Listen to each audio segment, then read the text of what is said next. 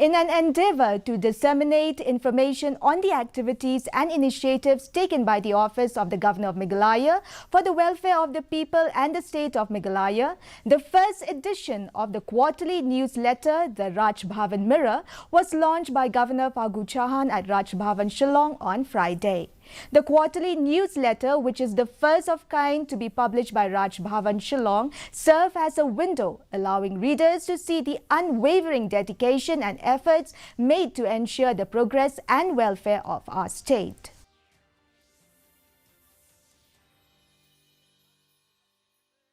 Its first chronicle, it is quarterly chronicle. Sir, ये 3 महीने में निकलने वाली ये पत्रिका है और आपके मार्ग निर्देशन में हमें